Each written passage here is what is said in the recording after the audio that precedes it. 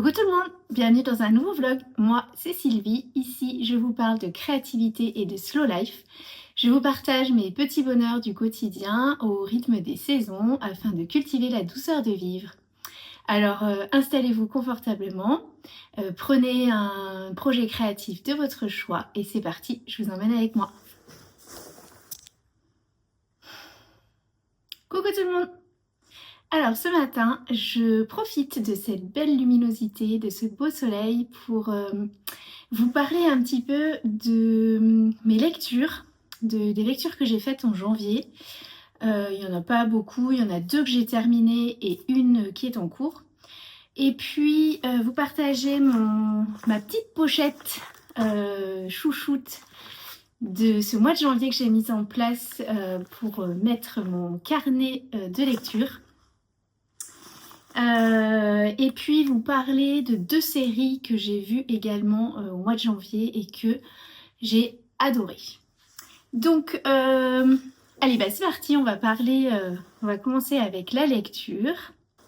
Alors c'est parti pour la lecture. Donc première chose, je voulais vous présenter mon petit carnet de lecture que j'ai mis en place tout début janvier. J'avais des carnets de lecture déjà pré-remplis les années précédentes, mais je me suis rendu compte que ce n'était pas assez créatif pour moi, puisque du coup il n'y avait pas forcément un intérêt. Je venais juste écrire le titre, donner la description, mon avis, et finalement ce que j'aime moi c'est créer. Donc là du coup je me suis dit cette année je prends un carnet tout simple et je crée mon carnet de lecture. Donc je me suis offerte une jolie petite trousse Delphonique, alors j'espère que vous verrez bien, qui est une trousse en matière imperméable. Je l'ai achetée sur le site de Monoe Shop. Je ne suis pas sûre qu'elle soit encore disponible. En tout cas, allez faire un tour si ça vous intéresse. C'est une très belle boutique de papeterie. Alors, dedans, j'ai mis un petit... Donc, j'ai plein de petites pochettes. J'ai mis un petit marque-page ici, petit marque-page oiseau. J'ai mis une petite pince pour tenir mon livre. Je pense qu'à l'arrière, oui, à l'arrière j'ai mis des petits, comment on appelle ça, des marque-pages. En fait, quand je lis un livre, s'il y a des passages que j'ai envie de me souvenir ou s'il y a des citations, voilà, j'ai envie de remettre dans mes carnets. Et puis une petite cartonnette comme ça, avec du masking tape type lecture. Alors je ne sais pas si on va bien voir, je ne pense pas. Peut-être ici, je ne sais pas. Enfin bref, c'est du masking tape avec des petits livres, avec une ambiance lecture. Donc ça, c'est dans la pochette à l'extérieur. Et puis à l'intérieur, j'ai mis donc... Alors... j'ai mis un petit tampon aussi que j'ai acheté. Alors je ne sais pas si vous allez bien voir, que j'ai acheté aussi sur Monoe Shop, une petite dame qui est en train de lire. Donc ça c'est pour décorer. Je fais mon carnet, c'est quand même assez simple, hein. C'est moi qui le crée, mais vous verrez c'est très très simple. Et puis j'avais récupéré, pareil, je ne sais pas si vous allez bien voir, j'avais récupéré un petit tampon aussi sur la même boutique, sur Monoe Shop. Petit tampon avec des petites étoiles. Comme ça je peux tamponner et puis selon si le livre m'a plu, m'a pas plu, je colore les petites étoiles. Avec évidemment des petits encreurs tampons. Et puis mon carnet de lecture. Enfin, donc carnet de lecture, j'ai pris, si je dis pas de bêtises, c'est un Midori format. Je pense que ça ressemble au A6, mais c'est pas vraiment du A6 puisqu'il est plus haut. Je l'ai décoré avec un petit vinyle sticker que j'aime bien. J'ai marqué avec mon étiqueteuse, je sais pas si on voit bien, avec mon étiqueteuse lecture. Et c'est un carnet donc tout simple, page blanche vierge. Ce que j'aime bien, c'est qu'il est relié avec du fil, donc il se tient très bien et surtout il s'ouvre très bien. Donc pour le moment, j'ai simplement rempli les 2 lectures que j'ai faites en janvier. Donc, est-ce que vous verrez bien, je mets ici la date, je décore un peu, je mets le titre, l'auteur ou l'autrice, et puis mon avis, les thèmes qui sont abordés, ce que j'ai aimé, ce que j'ai moins aimé. Voilà, en fait, c'est plutôt un carnet de souvenirs de lecture, c'est-à-dire me souvenir en fait de... si on me demande un jour des recommandations de livres, et bien voilà, je n'aurais plus qu'à aller là-dedans, aller récupérer vraiment mes coups de cœur. Donc là, pour le coup, le premier livre que j'ai lu en janvier, c'était un coup de cœur. Et puis, voilà, je pense que je vais garder cette même mise en page tout le long pour qu'il y ait une certaine harmonie. Donc toujours écrire avec l'étiqueteuse le titre, et puis au-dessus l'auteur, décorer un peu et mettre mon avis. Donc voilà, si ça peut vous donner des idées, c'est un carnet tout simple, tout petit. Ce que j'aimais bien, c'était son format, parce qu'en général, les carnets de lecture déjà pré-faits, soit ils ont une couverture plutôt rigide, soit ils sont, souvent ils sont en A5, donc ils sont plus grands, plus difficiles à emporter. Alors que là, c'est pratique et je peux l'emmener partout. Je la mets dans ma petite pochette. Pour l'instant, elle reste sur mon bureau, mais voilà, si j'ai besoin de l'emmener en vacances, je peux l'emmener. Elle est toute petite et bien pratique. Voilà, donc ça c'était pour ma petite pochette et ma nouveauté du mois de janvier concernant les lectures. Maintenant, on va passer aux lectures. Alors, donc, cette première lecture de l'année, qui est donc un roman de Virginie Grimaldi qui s'appelle Les Heures Fragiles. Je vais vous mettre, je pense, ici le résumé, enfin le derrière du livre. Ce sera peut-être plus facile pour vous si vous avez envie de mettre pause sur la vidéo et de regarder le sujet, en tout cas, de quoi ça parle. Et pour moi, ça va être plus facile de vous lire un petit peu mes notes, ce que j'ai pu noter dans mon carnet de lecture, en fait, pour vous expliquer de quoi parle ce livre. Pour moi, en tout cas, et l'interprétation que j'en ai faite. Donc c'est l'histoire d'une maman et de sa fille de 16 ans. Donc on suit la maman qui s'appelle Diane et sa fille qui s'appelle Lou, qui a 16 ans. On parle donc de transgénérationnel, de deuil, de grandir, de l'adolescence et de la féminité. Donc beaucoup de sujets, en tout cas moi, qui m'intéressent puisque je suis en plein dedans. J'ai une fille de 17 ans et je suis dans le passage entre l'adolescence et la jeune fille. J'ai une fille de 12 ans qui est en pleine adolescence aussi. Je suis moi-même voilà, concernée par le transgénérationnel, par tout ce qui touche à la féminité. Donc ce livre m'a énormément parlé. Ça parle de couple, ça parle de difficultés parfois à communiquer. Ça parle d'histoires personnelles qui se répètent au sein d'une famille. Donc j'ai noté, c'est une écriture douce, percutante, très fine. Donc le lieu de l'histoire se passe pas loin de chez moi, donc je vous en dis pas plus, mais voilà, c'est pas très loin de chez moi, donc c'est un coin que je connais bien en plus. Ce sont des phrases courtes, des chapitres courts, donc c'est un peu comme le code du thriller, où en fait vous avez des chapitres assez courts, des phrases courtes, percutantes, pas mal de dialogues, et du coup ça se dévore en fait, ça se lit, on enchaîne les chapitres. On voit pas passer, franchement on voit pas passer le temps. Je crois que je l'ai lu en 2 jours ou 3 jours, voilà ça a été, et puis en vraiment pas longtemps, voilà, c'est pas une lecture qui prend beaucoup de temps. C'est donc une écriture de cœur avec beaucoup d'émotions et voilà, je crois que j'ai tout dit. Sans rien vous dévoiler sur le livre, je vous laisserai le soin d'aller vous renseigner si cela vous parle, et puis on va enchaîner avec la deuxième lecture qui n'a rien à voir. La deuxième lecture, donc je suis passée, donc après avoir lu ce roman, je pense que c'était peut-être le 1er, 2, 3 janvier, quelque chose comme ça. Donc c'était un super roman pour commencer l'année, tout doux. J'ai enchaîné avec une lecture un peu plus tonique. J'ai enchaîné avec cette lecture-là de cette autrice que j'adore, qui est, je pense, mon autrice préférée. Et d'ailleurs, je pense que ces deux autrices sont mes autrices préférées. Virginie Grimaldi pour son écriture qui est tellement pleine d'émotions, qui parle, voilà, qui touche. Et puis cette autrice-là, donc de thriller, qui, elle, est une autrice où à chaque fois les dénouements, les plot twists sont incroyables. Pourtant, j'en lis beaucoup des thrillers, mais je crois que personne ne lui est égal.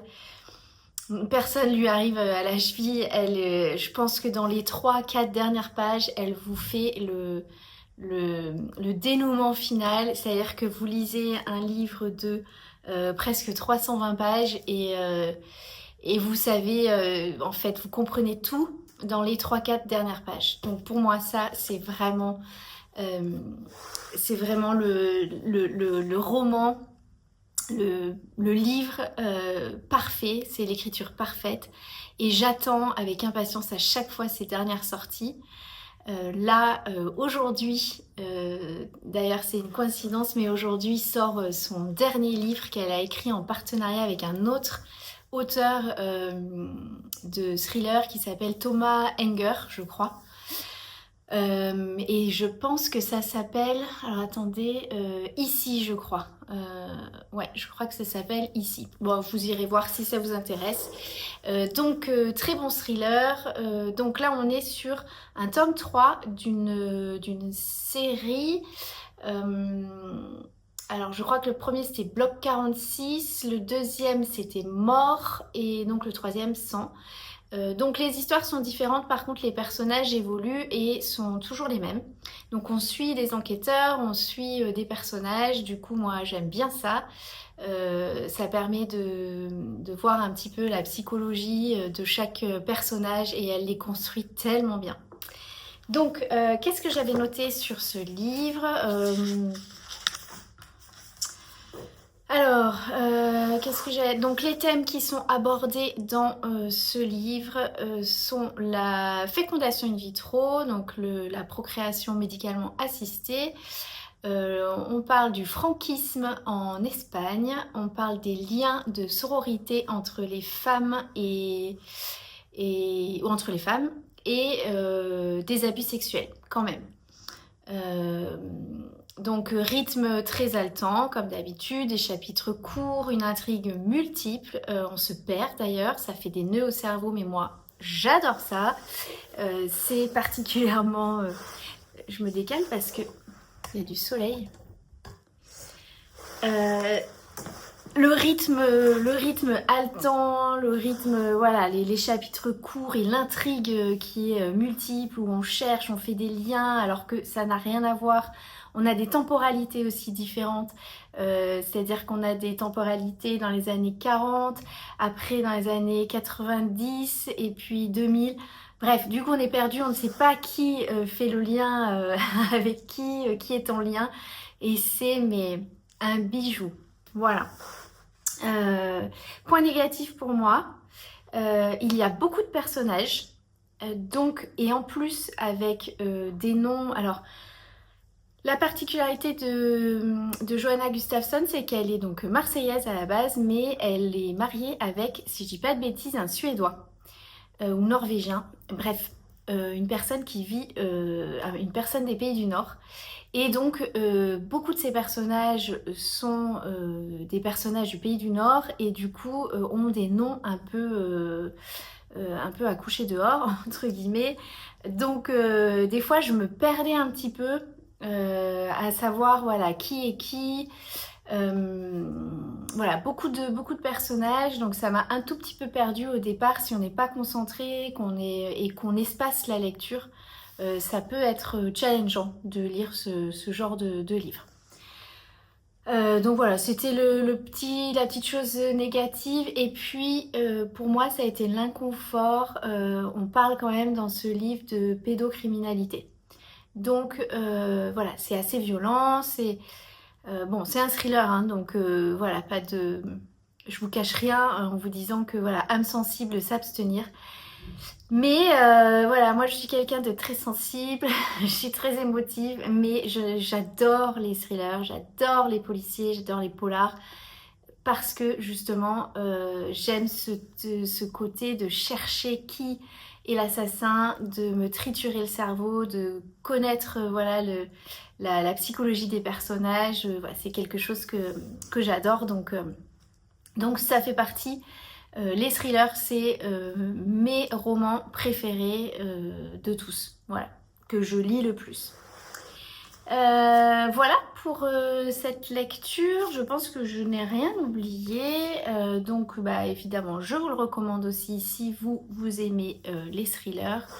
Et restez informés pour le dernier qui vient de sortir, je pense qu'il va faire partie de ma wishlist de livres du mois de février et on verra bien quand est-ce que je prends le temps de le lire.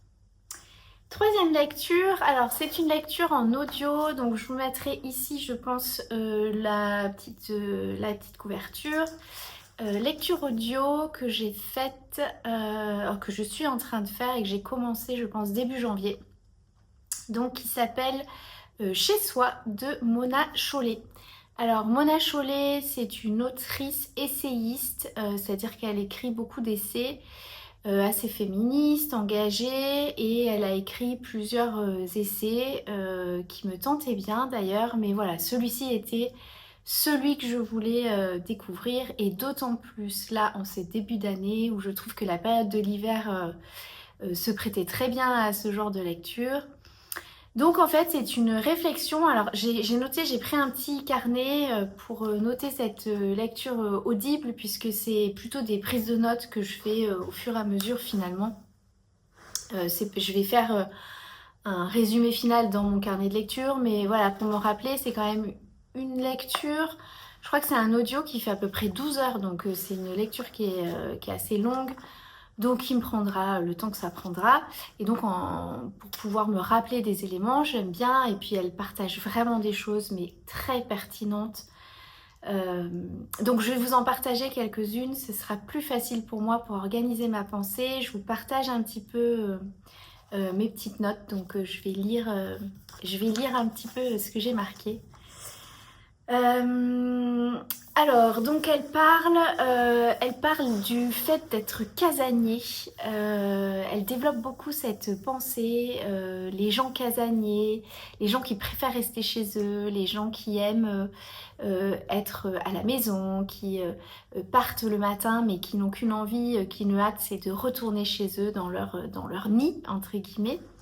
Et cette particularité de ces personnes casanières qui finalement aux yeux de la société sont souvent très mal vues et c'est pas très bien pris, voilà, c'est pas socialement acceptable. Et elle développe cette idée que je trouve très intéressante sur les personnes casanières et comment elles sont vues dans la société.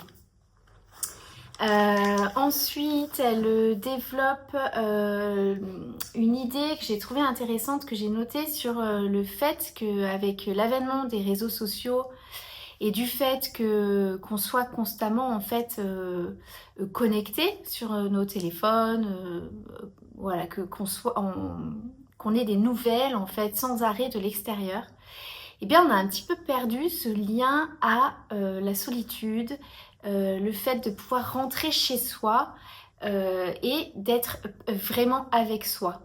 C'est comme si en fait elle explique que le fait d'être dans sa maison, avant c'était un espace où on pouvait être seul et véritablement seul, être en lien qu'avec soi et pouvoir avoir un peu ce repli, ce calme, alors qu'avec l'avènement des réseaux sociaux, avec les téléphones portables, en fait on se rend compte qu'on est tout le temps en lien. C'est-à-dire que même à l'intérieur de nos maisons, où avant c'était véritablement le lieu, voilà, on rentre, c'est notre lieu de ressourcement, c'est le lieu où il n'y a plus de social, mais en fait on a fait rentrer petit à petit le lien social.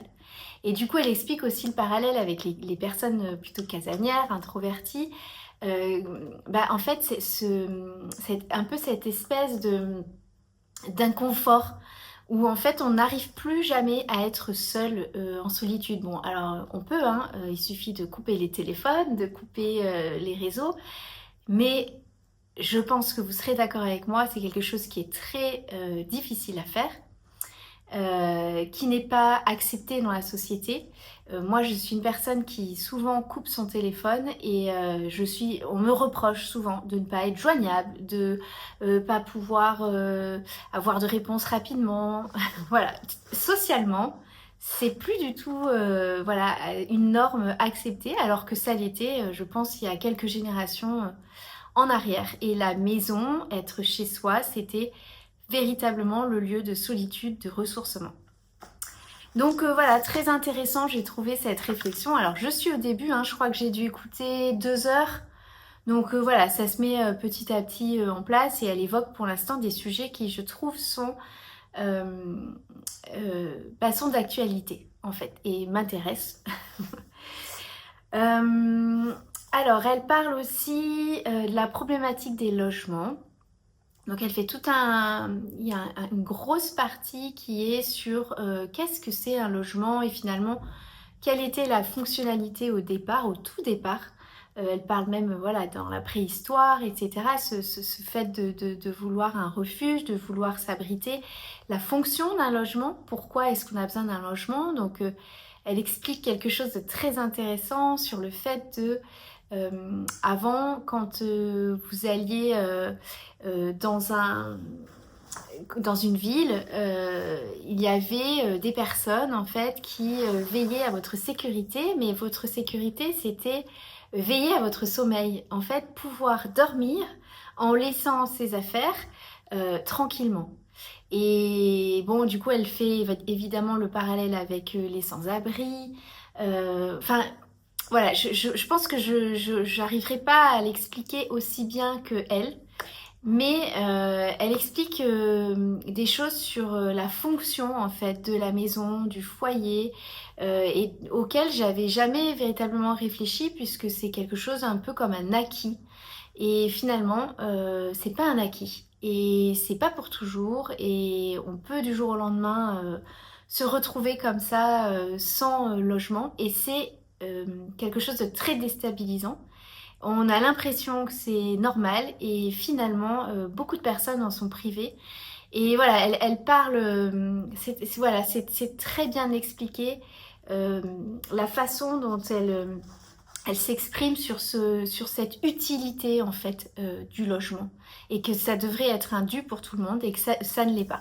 Donc voilà, elle parle évidemment des différences sociales, des classes sociales. Voilà, je ne vais pas rentrer dans les détails pour ça. Mais voilà, ce que j'ai retenu en tout cas, c'était l'intérêt, tout ce qu'elle a partagé sur la fonction de la maison. Moi qui suis très casanière et qui vous partage des choses de la maison, évidemment, ça m'a interpellée. Alors, dernière chose qu'elle partage là, donc je vous dis, j'ai écouté 2 heures, donc je suis au tout début du livre. Peut-être que je vous en reparlerai quand j'aurai terminé cette lecture. Elle partage aussi le fait d'habiter une grande maison ou une petite maison, cette espèce aussi de mode au minimalisme, au living small, les tiny house, etc. De pourquoi en fait la société en est arrivée à passer de avoir une grande maison à finalement une plus petite maison et pourquoi des personnes font ce choix-là. Bref, c'est très intéressant. Voilà, ça amène en fait à réflexion. Voilà, moi c'est ce que j'aime aussi dans mes lectures, c'est toujours être percuté par des modes de pensée qui sont peut-être différents et puis des choses auxquelles j'avais pas forcément pensé. Et voilà, je ne peux que vous recommander ce livre, donc cet essai. C'était la première fois que je me lançais dans l'aventure de lire un essai. C'était pas forcément un style littéraire qui m'intéressait où j'étais très attirée. Euh, Mona Chollet, c'est une journaliste, je l'ai peut-être pas dit, c'est une journaliste essayiste, donc il y a quand même quelque chose de très engagé dans son écriture. Et parfois, voilà, je suis pas d'accord avec tout ce qu'elle dit. Je pense que le livre, alors je ne sais plus quand est-ce qu'il a été écrit, mais il n'est pas très récent. Donc voilà, faut remettre aussi dans le contexte aujourd'hui. Mais voilà, des idées et des...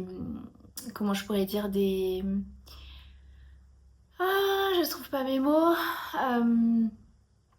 Je trouve qu'elle a une approche qui est intéressante. Voilà. Donc je vous le recommande, évidemment.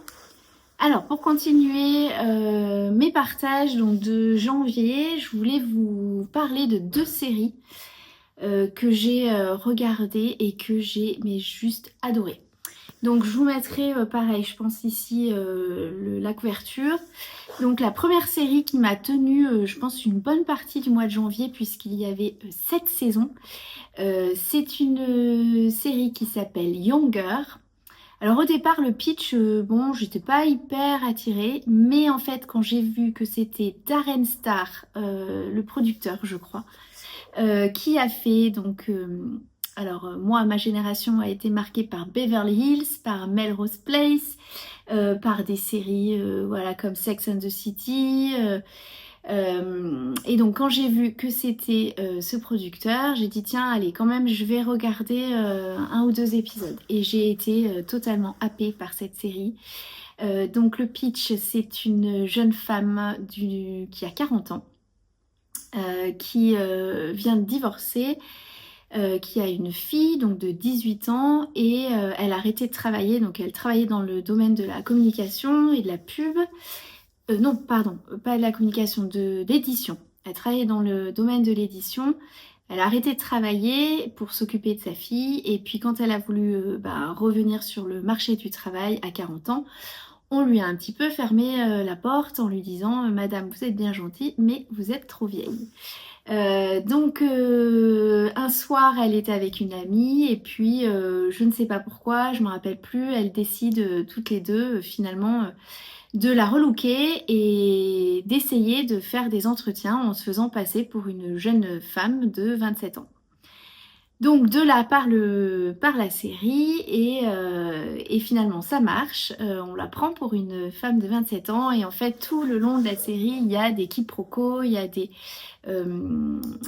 différences de génération, il y a ce mensonge, voilà, elle commence à se faire des amis, elle sort avec un mec qu'elle aime bien, mais qui est plus jeune, qui a 27 ans, qui lui ne sait pas qu'elle a une fille et qu'elle a 40 ans. Bref, ça se passe dans le monde de l'édition, donc forcément j'ai été attirée puisqu'on parle d'écriture, on parle de livres, on parle de communication, ça se passe à New York, c'est une ville que j'adore aussi. Donc voilà, tout était réuni, c'est des petits épisodes, je pense, de à peu près 20-25 minutes, donc ça s'enchaîne aussi super bien. J'ai enchaîné les 7 saisons, ça m'a duré voilà tout le mois de janvier et j'ai adoré. J'ai été super triste quand ça s'est terminé puisque la saison... Enfin voilà, il y a eu 7 saisons et elle s'est terminée.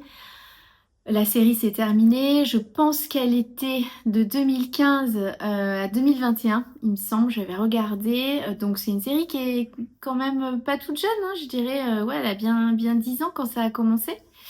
On voit, alors je connaissais pas vraiment les actrices principales, il y en a une seule que je connaissais un peu qui s'appelle Hilary Duff, que je connaissais plus comme chanteuse, mais alors que là j'ai découverte en actrice et que j'ai adoré. Voilà, c'est le monde des businesswomen, c'est un monde très différent de celui que je vis, très clairement. C'est à l'opposé même de ma vie. C'est des personnalités très fortes, très ambitieuses. Voilà, mais il y a quelque chose de touchant dans cette série et justement ce côté de sororité entre les femmes, de voilà, cet esprit de s'aider, de s'entraider. Donc voilà, et évidemment, il y a des histoires d'amour, voilà, il y a des choses interdites, des choses... voilà, donc une série vraiment que j'ai adorée, que je vous conseille, et qui peut voilà, vous durer un petit moment vu qu'il y a 7 saisons. Deuxième série que j'ai regardée donc là tout récemment, donc fin janvier, début février, et alors pareil j'ai adoré, donc rien à voir, on change de registre, donc je vous mettrai ici aussi la couverture. La série ça s'appelle His and Hers, c'est une série donc américaine je crois, ou anglaise, j'ai un doute. Bon, peu importe, c'est une série que j'ai regardée en anglais. Alors au début, il y a le pitch, on sait pas trop, on est un peu perdu, on comprend pas trop. Bon, donc évidemment c'est un policier, donc il y a un meurtre. Donc on découvre un cadavre d'une femme. Et des personnages se mettent en place tout autour. Il y a des petites histoires, on comprend pas trop les liens. Et petit à petit, ça se déroule. Je vais pas vous raconter véritablement l'histoire, puisque finalement, si ça vous intéresse, vous pouvez la découvrir.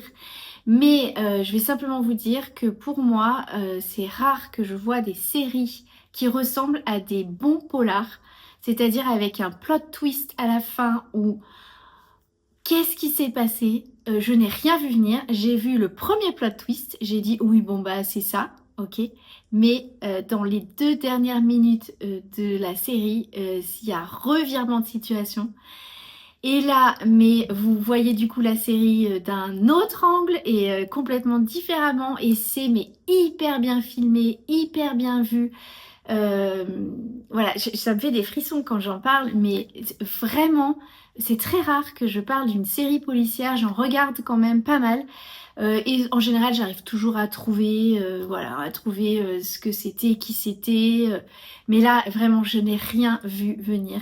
Et c'est un peu à la même image que ce que je vous ai partagé sur mon livre là de Johanna Gustafsson, où en fait à la dernière, voilà, je vous dis les 5 dernières minutes, vous avez le dénouement.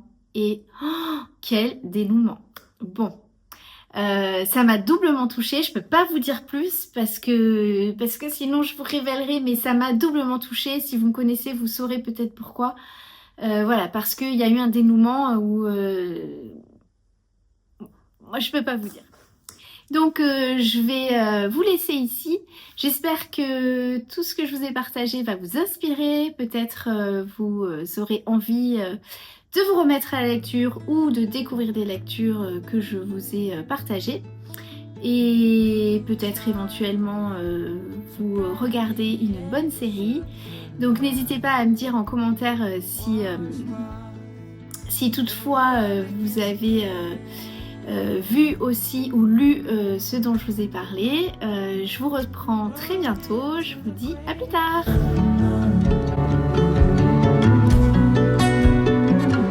Every step leads away from home. Rolling into the great unknown. Every step leads away from home.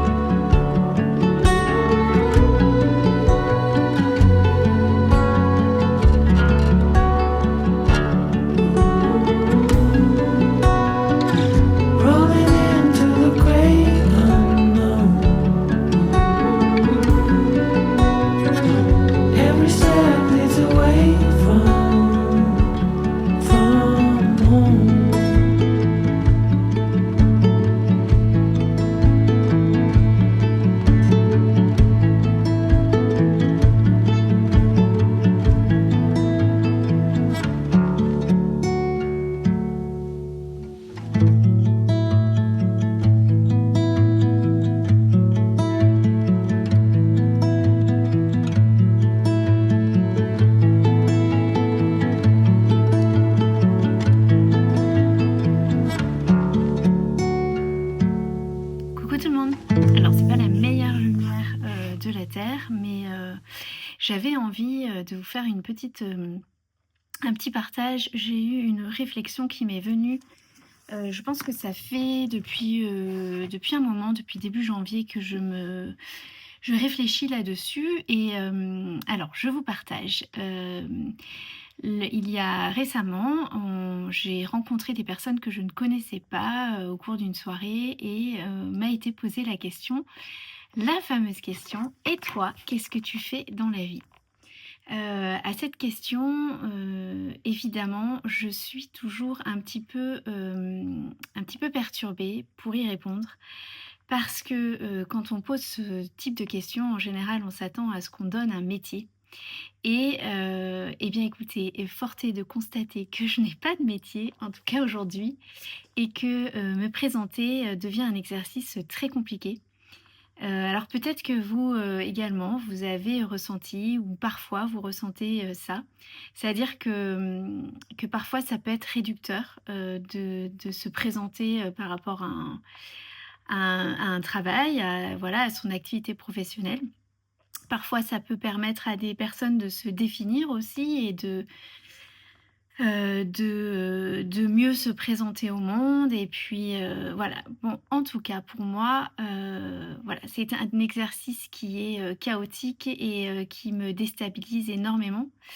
Parce que je ne sais pas véritablement quoi répondre, puisque je suis beaucoup de choses, je fais énormément de choses. Et la réflexion que je me suis faite récemment, ça a été sur cette valeur qu'on donne finalement quand on fait quelque chose. Alors je vais parler de créativité ici, forcément. Quand on fait quelque chose de créatif, souvent c'est difficile de ne pas faire quelque chose en contrepartie, avec une rémunération. Voilà, alors je parle pour mon cas personnel. Souvent, donc moi, ma vie, elle est faite autour de la créativité. Je crée tout le temps, toute la journée. Je me lève le matin, j'ai envie de créer. Je me couche le soir, j'ai envie de créer. Ça prend plusieurs formes, mais ce n'est pas rémunérateur, puisque je ne gagne pas ma vie avec ça. Ce n'est pas la créativité qui me fait vivre. Et du coup, ben, il y a comme des fois une sorte d'injonction où on se dit, ben, en fait, si je ne produis pas, je ne vaux rien. Dans le sens, si je ne produis pas en numéraire, si je ne produis pas d'argent. Il y a comme voilà, une sorte d'analogie entre produire quelque chose et donc créer pour gagner de l'argent, pour en tout cas avoir une contrepartie, et, et la valeur que l'on se donne.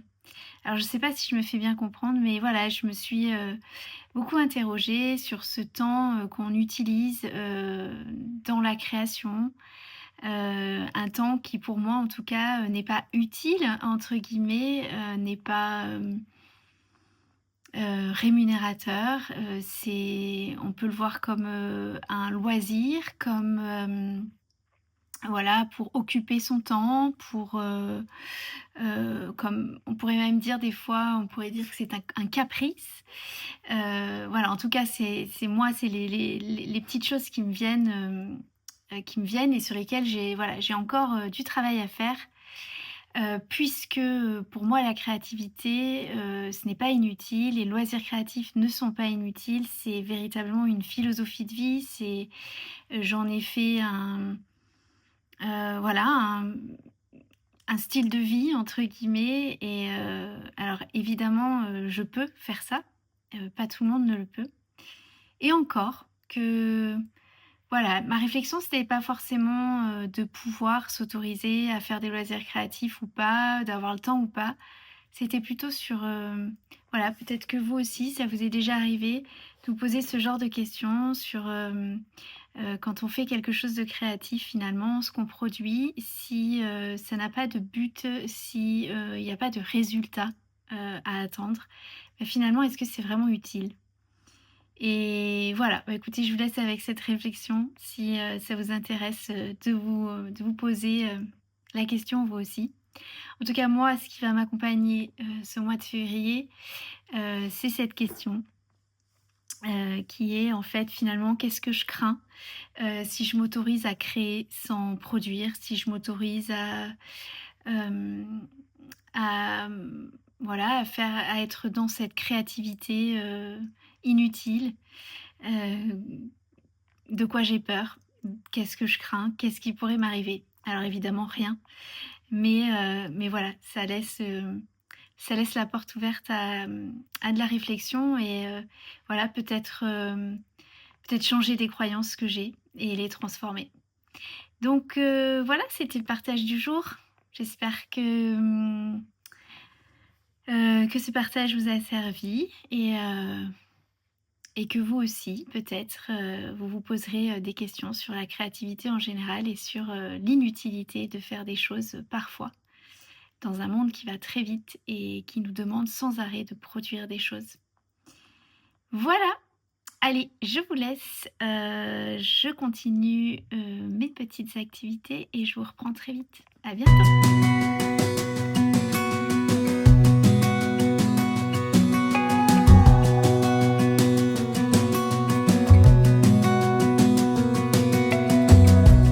As a young girl, the fields were mine. We played hide and seek for hours, raised our shadows among the pines. So offshore, playful and free, without a care in days. Mama set the pace, daydreamer, kidnapped me.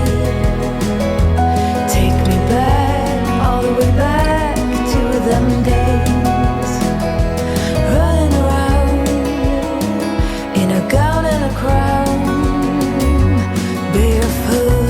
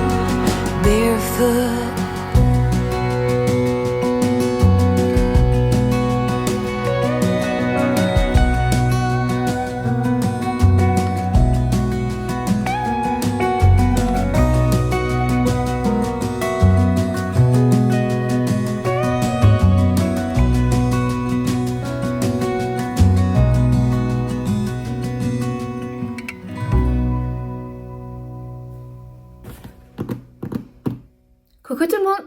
Alors on se retrouve aujourd'hui dans mon bureau, on continue avec le journaling. J'ai fait une petite commande début janvier chez Mono Shop, qui est une papeterie en ligne que j'aime beaucoup et qui fait des articles qui viennent du Japon.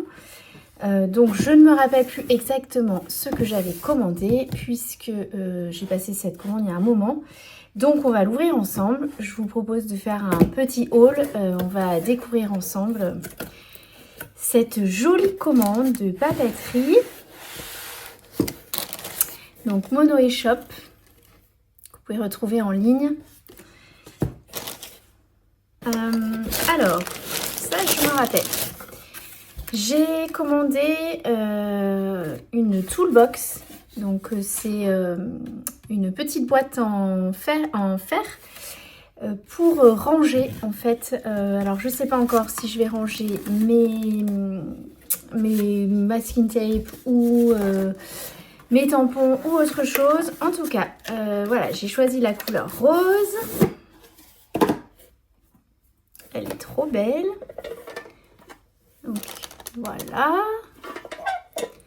Petite boîte pratique que je vais mettre sur mon bureau.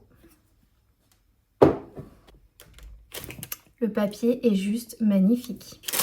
Donc je vais le garder évidemment puisque je pense que je vais m'en servir pour mon Creative Journal. Je ne sais pas encore trop comment, mais je vais essayer de garder le petit sticker que je mettrai dans mon memory keeping, dans mon journal de souvenirs pour me rappeler que j'ai fait cette commande. Je prendrai peut-être une petite photo et comme ça restera un joli souvenir dans mon journal.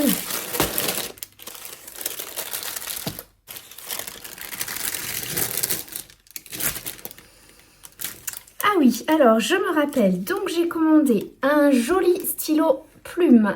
J'ai une sorte de passion stylo plume. J'en avais déjà deux, j'en ai quelques-uns aussi que j'ai pas mis ici.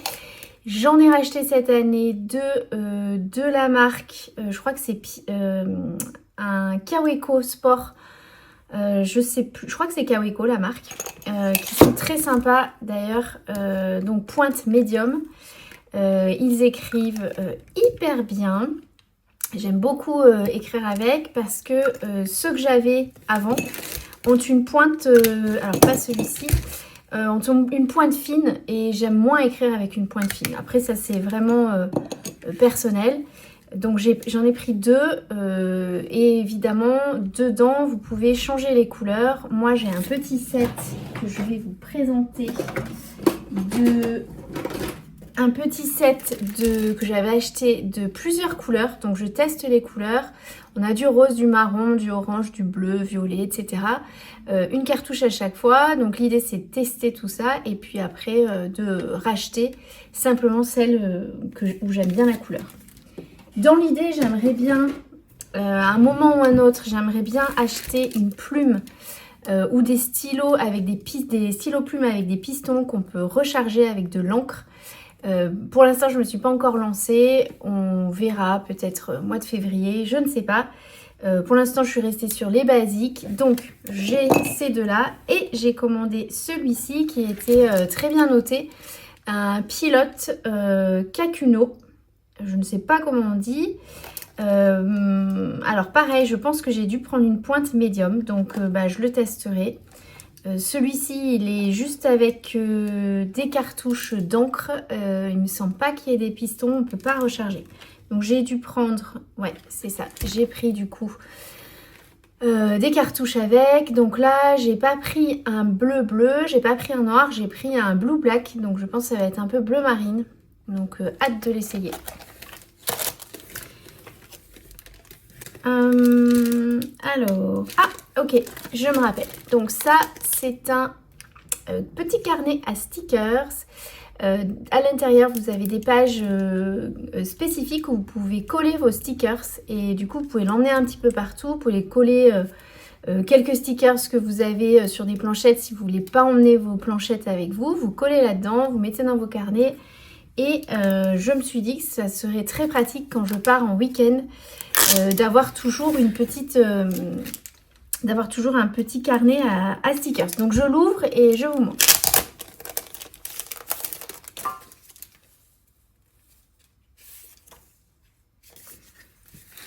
Alors, il se présente comme ça. Donc je pense que c'est un format A6.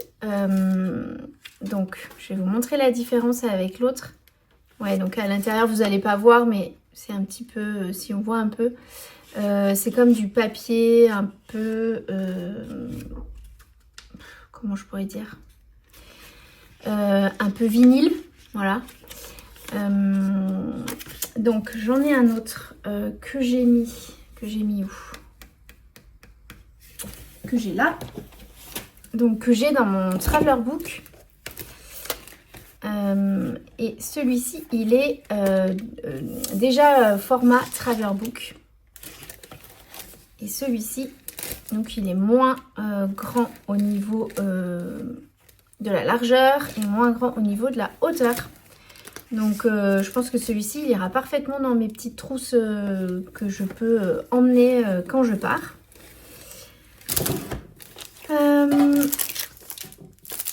Ah oui, alors, j'avais envie de tester les pastels. Donc, ce sont des stylos pastels. C'est une marque qui est assez connue, marque japonaise. Il y avait une boîte avec vraiment avec toutes les couleurs. Mais je me suis dit que pour démarrer, pour appréhender ce médium, ce serait pas mal de tester déjà avec ça. Donc, au niveau des couleurs, je pense que c'est des couleurs basiques. Il y a 10 couleurs.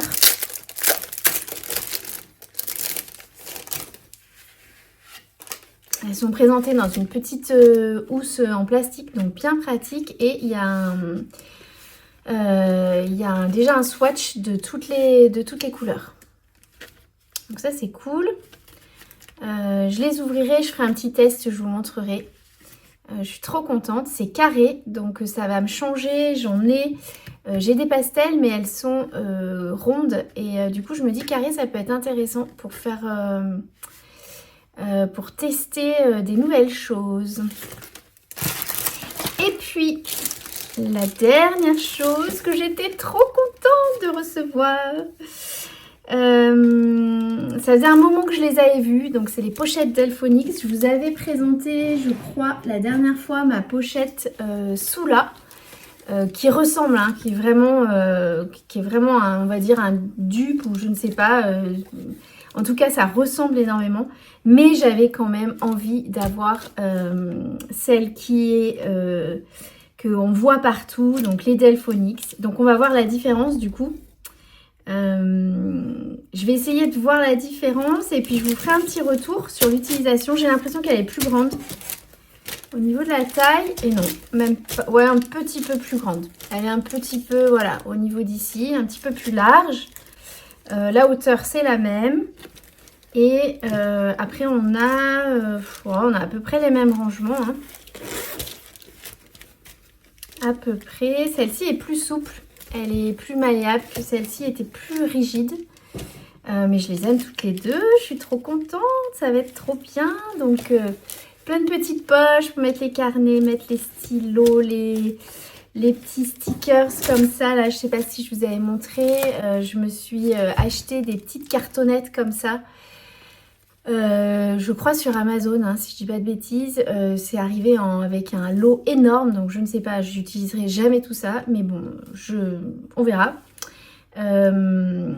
Du coup, l'idée c'est de pouvoir mettre les masking tape. Donc moi j'ai des tiroirs de masking tape comme ça.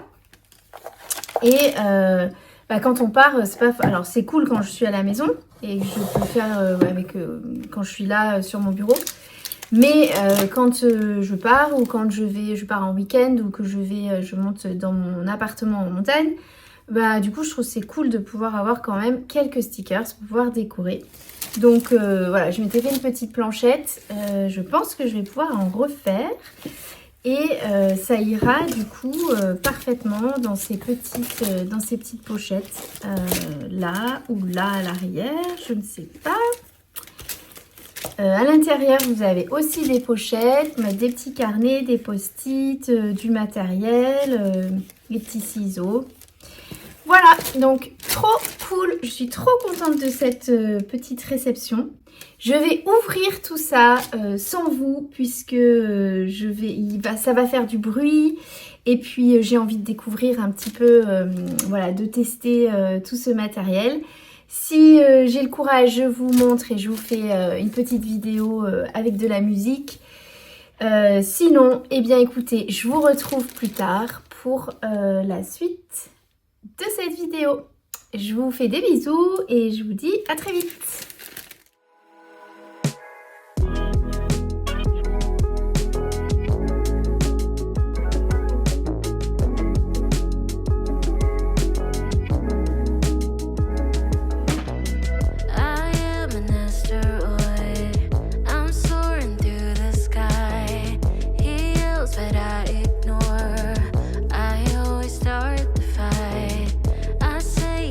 My light, I've been on fire.